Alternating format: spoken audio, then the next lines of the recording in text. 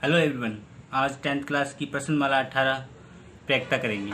तो प्रैक्टा का एक नंबर रूल कि इसमें कभी भी इसका अंश है वो कभी भी हर से बड़ा नहीं हो सकता। इसमें हमेशा हर है वो बड़ा ही रहेगा आंसर के अंदर। जैसे फॉर एग्जांपल के लिए अपने पास में 1/10 हो सकता है, 7/9 हो सकता है। ये सारे आंसर आ सकते हैं, बट कभी भी ऐसा नहीं आएगा 9/7 या 10/4। ऐसा आंसर कभी भी नहीं आएगा।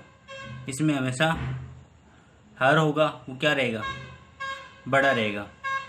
जैसे पहला क्वेश्चन दे रखा है, एक पासे को फेंकने पर 4 से बड़े अंक आने की प्रक्रिया याद कीजिए। पासा के अंदर हम सबको पता है कि इसमें 1 से लेकर 6 तक के अंक होते हैं। सबसे बड़ा अंक 6 होता है इसमें। तो 4 से बड़े अंक आने की प्रक्रिया पूछ रहा है, तो ये पता है हमें कि एक पासे को फेंकने में सभी परिणाम कितने होंगे, 6 होंगे। जो अपने पास में 1 2 3 4 5 6 होंगे। और 4 से बड़ा अंक कितने होंगे, 5 या 6 ही होंगे। 4 से बड़ा अंक चाहिए तो कितना होगा अपने पास में, 5 या 6 होगा। तो अनुकूल परिणाम होगा वो कितना आएगा अपने पास में, 2। और कुल परिणाम कितने अपने पास में, कुल परिणाम अपने पास में 6 है।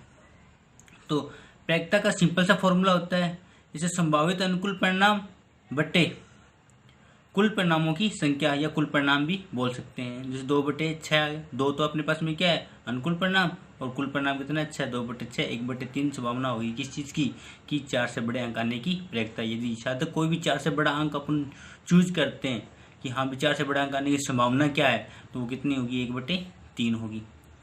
अब क्वेश्चन नंबर 2 है इसमें। क्वेश्चन नंबर 2 में दे रखा है कि एक सिक्के को 2 बार उछाला जाता है, दोनों बार चित्त आने की प्रक्रिया याद की। चित्त का मतलब हो गया अपने पास में हेड आने की प्रक्रिया बतानी है अपन को।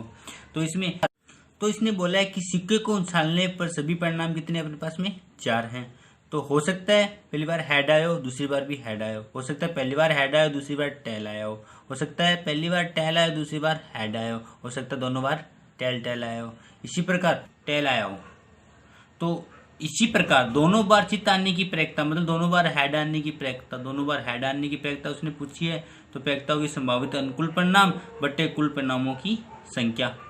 संभावित परिणाम बटे कुल परिणामों की संख्या, ये सिंपल सा फॉर्मूला है। तो ये संभावित को अनुकूल परिणाम तो अपने पास में कितने हैं, एक ही होगा, क्योंकि हेड 2 बार आने की प्रक्रिया सिर्फ एक ही बार ही हो सकता है। पहली बार हेड आया, दूसरी बार भी हेड आया, इसके अलावा और कोई परिणाम नहीं मिलेंगे अपने पास में।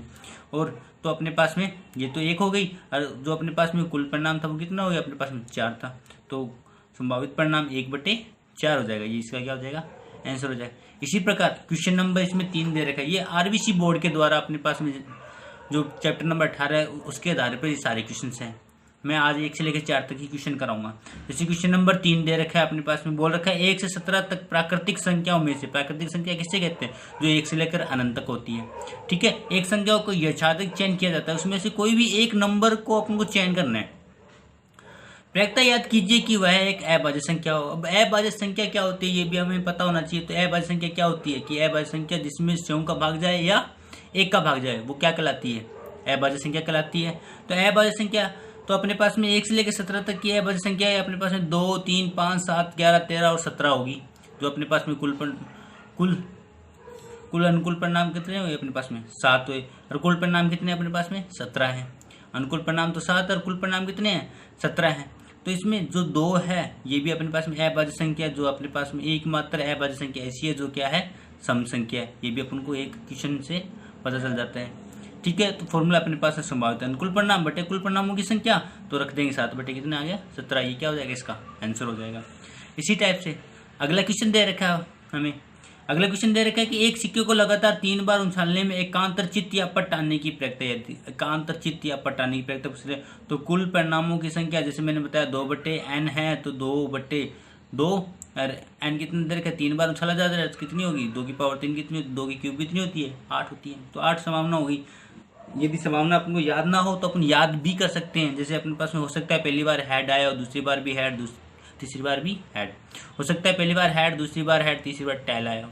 इसी प्रकार से हो सकता है पहली बार हेड आया तो फिर टेल आया हो, फिर हेड आया हो, फिर टेल हेड आया हो, या हो सकता है टेल आया हो, या टेल हेड आया हो, टेल आया हो।